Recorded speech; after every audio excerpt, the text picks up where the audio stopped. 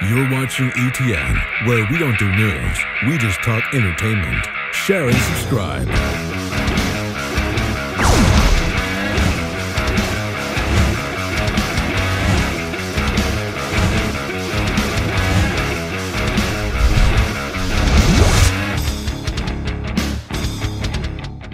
Hey guys, welcome to Entertainment Talk Nation. This is Rob. This video we're going to do Dragon Ball Z review of Season 2.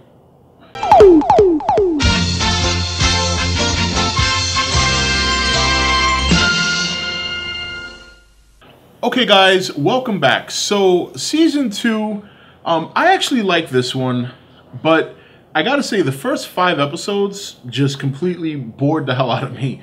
You know, we have Bulma, Gohan, and Krullin heading to Namek to retrieve the Dragon Ball so they can bring their friends back to life. Piccolo, Yamcha, E.T.N, and Chatsu, who all died in Season 1.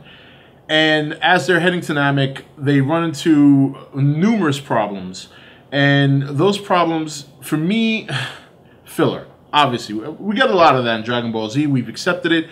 Some of these filler episodes are great, but for the most part, the ones here I did not like. So for me, it really did not start getting good until they actually got to Namek. Everything that happened before that really didn't impress me.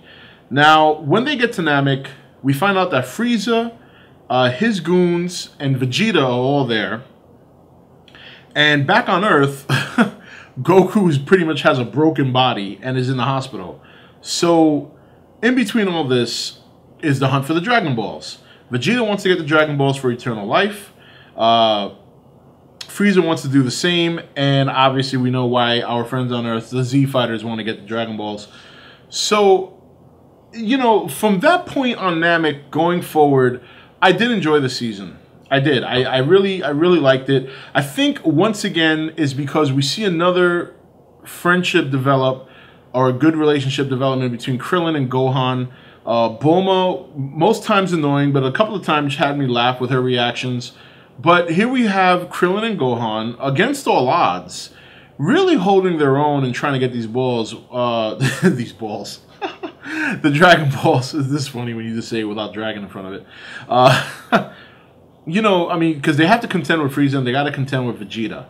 And finally, once Gohan is aware of what's going on, you know, he heads up to Namek himself. Now, mind you, he heads up to Namek on episode 34.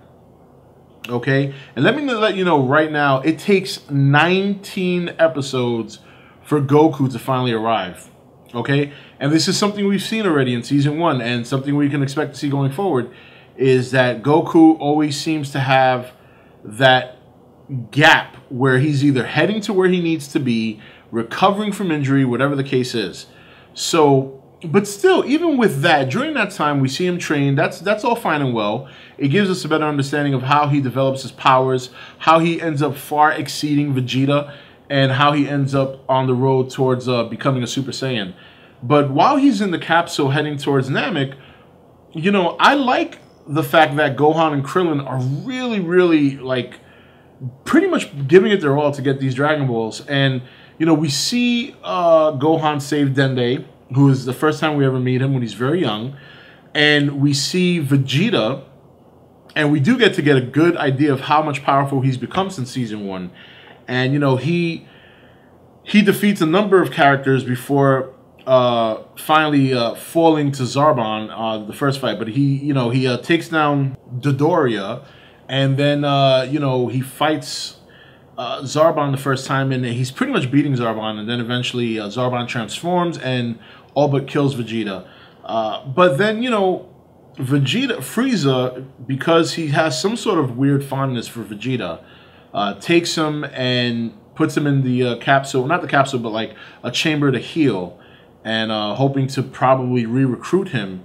And basically Vegeta takes advantage of that. I mean, you pretty much take Vegeta, you put him into your home, and Vegeta, being very clever, when he breaks out, you know, he knows he can't deal with Zarbon and Frieza, so he, you know, creates a diversion, and suddenly Vegeta has the Dragon Balls.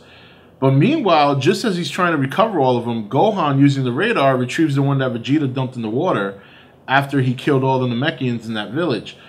So there's this whole wild goose chase going on. All the while, Krillin and Gohan meet Guru. Krillin meeting him first, of course. And they get some powers awoken inside of them. And it helps enhance them a little bit. It does help them to some extent, but not really. You know, considering some of the things they got to face on Namek before Goku gets there, it barely is able to keep them alive. And, you know, a lot of things happen. You know, Vegeta gets the balls. He hides them. He then is hunting down basically Krillin and Gohan because he realized after he already had encountered Gohan that Gohan had one of the Dragon Balls. And at this point, once Freiza realizes that his crew is not cutting it, you know, Zarbon letting Vegeta live the first time and being very upset about it, and then Vegeta getting the balls, and then Zarbon having an hour to go and get the Dragon Balls back, otherwise Freiza was going to kill him, Freiza decides to call in the Ginyu Force. Now, a lot was said about this force, the Ginyu Force, before they arrived on Namek. And I was like, wow, you know, because, again, up until Season 4 or 5, I don't remember a whole lot. So, and I do remember the Ginyu Force by name, but I didn't remember much else. So the Ginyu Force arrives, and here are a bunch of characters who are very strong. At least, to me, really, the strongest ones in that group are Captain Ginyu and Recoome. Outside of that, the other ones are a joke. So they arrive. They instantly get the Dragon Balls because they have their scouters. Freiza and his people's scouters were destroyed by the elder that was in that village when Gohan saved Dende.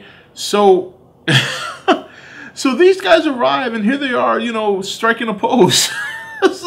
Like every time they started doing this shit, I felt like playing Madonna's Vogue song, like.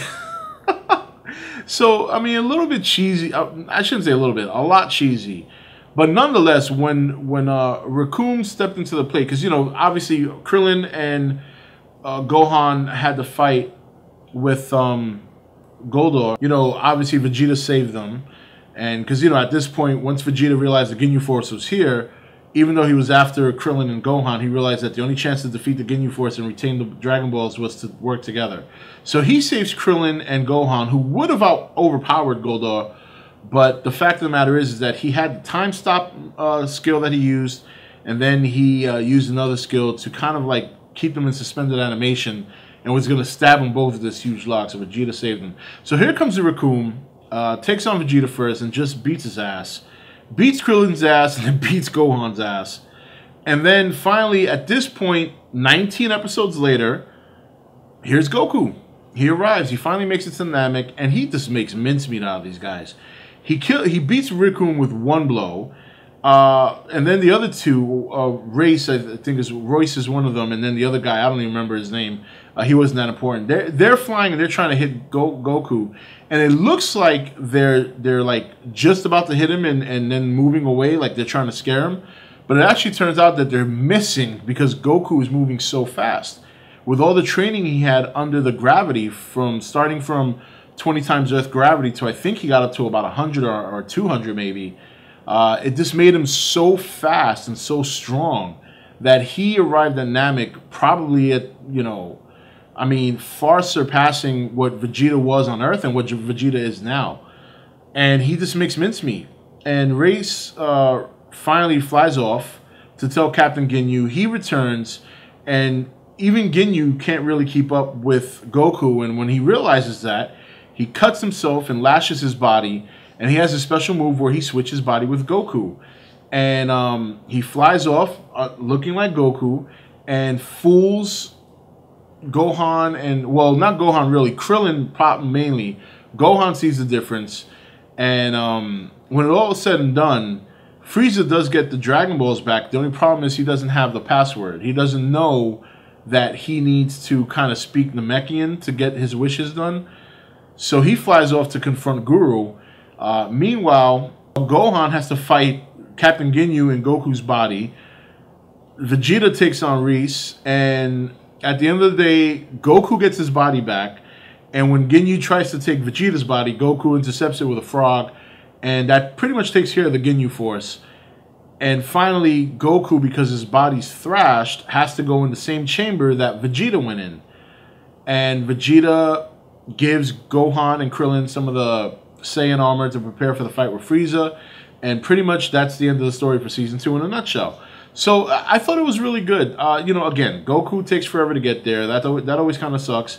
But I liked it because I also got to see a lot of Vegeta. I also got to see a lot of Vegeta winning.